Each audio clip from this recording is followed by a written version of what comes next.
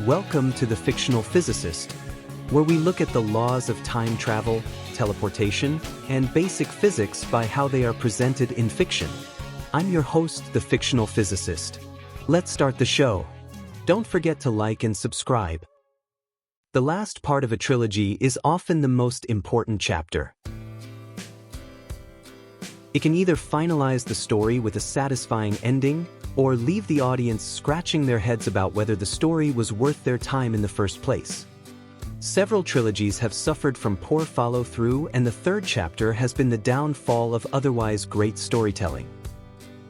When it came to Back to the Future Part 3, the Bobs had a huge task on their hands in that they have to conclude a story that has had a captive and loyal audience.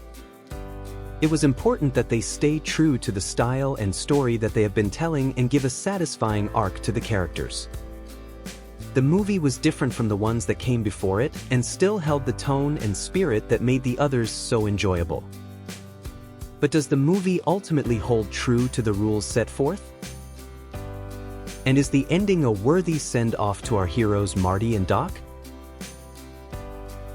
Let's look and see.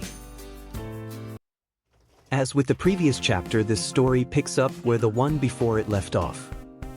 This time with Doc from 1955 seeing his Marty successfully sent back to the future, only to have our Marty coming running around the corner and inform him that he's trapped there yet again. After reading the letter left by his alternate self, Doc takes Marty to the cave where the time machine has been waiting for the past 7 decades. The mine is located near a cemetery from that time period, and Marty, with the help of Copernicus, finds a tombstone that bears Doc's name, date of death, and cause of death. They learn that Doc is going to be shot in the back by Buford Tannen, the ancestor of Biff, only 1 week after writing the letter that he left for Marty. The tombstone also mentions Doc's beloved Clara, who is a mystery to both of them. After checking the records and finding the facts to be true, Marty decides to go back to 1885 and bring Doc home. The time travel aspect of this story is pretty straightforward. But there are other aspects of time travel that are presented. So let's take a closer look at them. Marty arrives in 1885 and immediately finds himself in the path of a tribe of Native Americans who are running from the army. During this chase, the time machine is damaged and drained of gas. Marty accidentally falls and gets knocked unconscious and meets his great-great-grandparents, Seamus and Maggie, who were the parents of the first McFly born in America, Marty's great-grandfather, William.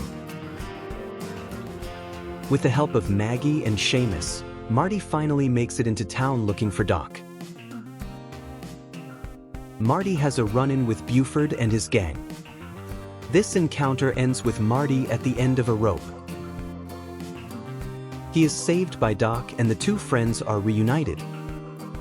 After showing Doc the letter and the photo of the tombstone, Marty convinces Doc that staying there would be too dangerous, and Doc decides it's time to go. But the time machine being out of gas presents a major issue with getting the DeLorean up to 88 miles per hour. They also learn that Doc had volunteered to pick up the new school teacher at the train station. Her name? Clara Clayton. Doc understands that him being involved in a romantic relationship would cause a disruption to the space-time continuum and opts out of that obligation. Doc and Marty focus on the problem of getting the time machine up to speed and realize that the train may be their best hope.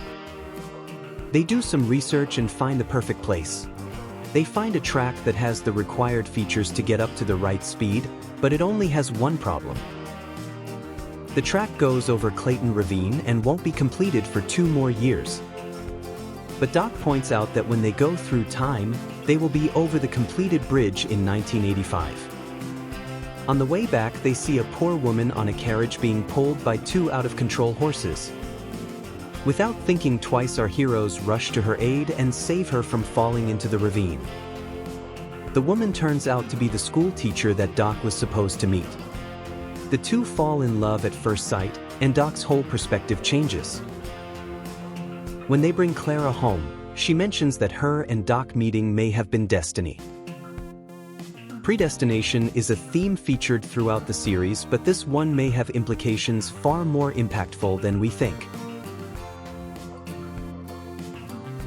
After dropping Clara off at home, they realize that Clayton Ravine was named after a teacher who fell into it 100 years ago. This news shows Doc how dangerous time travel really is and that the time machine must be destroyed. But what did this event really do to the space-time continuum? In the first movie, Doc was killed by terrorists before he could go through time. This was the continuum ending his role in time. He was supposed to die and therefore he has no place in time. When this was changed, Doc became a perfect time anomaly with no place in future history. By saving Clara, he turned her into a time anomaly as well. Anything she does will cause changes in history because she is no longer supposed to be there. At the end of the movie, we see that Doc and Clara have a family and they are now living outside of time. For anomalies, with no place in the space-time continuum. Free to go any place and at any time, making and changing history at their whim. But is this the end of the story? Or the beginning?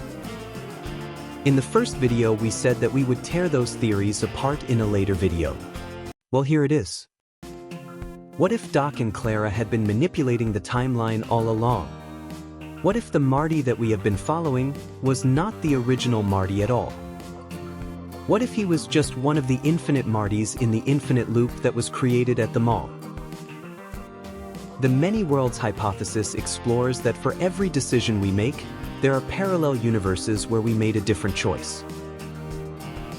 Those universes exist in parallel to each other, but we can only observe the universe in which we exist. But Doc and Clara live outside of the space-time continuum and therefore potentially have access to all of those realities at once. But in order to obtain that power, they have to set the ball into motion. This potentially contradicts the rules as explained in the first video of this series. The one that says that the time travel within the story had not happened at the beginning of the movie. What if it had? What if the whole opening sequence at the mall was an elaborate setup intended to get Marty to go back in time and set up Doc and Clara's ascension to godhood? Let me explain. Doc and Clara, through their time-traveling exploits, realized that in the original timeline, Doc never successfully invented time travel. If Doc doesn't invent time travel, then the adventures we have seen will never happen. Clara would die in the ravine. And Doc would die a failed inventor. In order to make history fall the way it needed to, Doc and Clara had to initiate the whole thing. But they knew that it would not happen on the first try and would have to essentially create the infinite loop until they got the results they wanted. They would have to orchestrate the way that Doc and Marty met. This was never explained and has been a source of debate among fans. However they met, it led to Doc inventing the time machine. Imagine the story of how Doc and Clara must have manipulated the people in Marty's life over countless reboots of the timeline to set the stage precisely to where it needed to be to get Marty on the path to help Doc invent time travel. This means that Marty probably did give Goldie Wilson the idea to run for mayor and Chuck Berry the idea for Johnny Be Good. The whole thing was an elaborate plan for Doc and Clara to become gods. I know what you're thinking.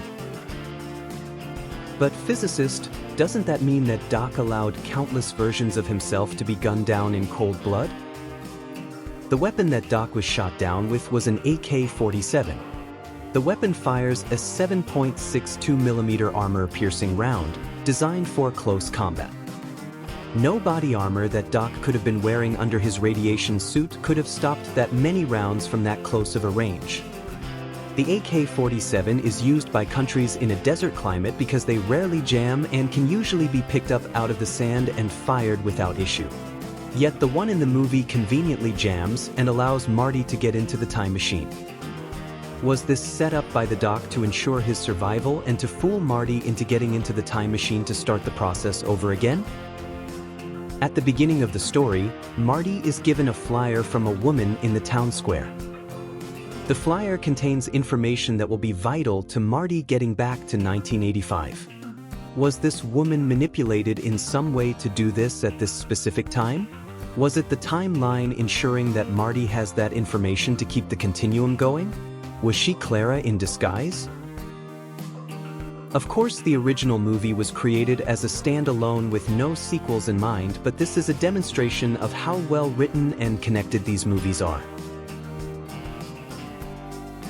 The fact that we can link the beginning of the series to the end of it in such a profound way demonstrates the master craftsmanship of a story that easily could be filled with unfillable plot holes. Many believe that it is, but hopefully we have filled them and enhanced your viewing experience of this fine trilogy. Thank you for watching The Fictional Physicist. Goodbye. Don't forget to like and subscribe.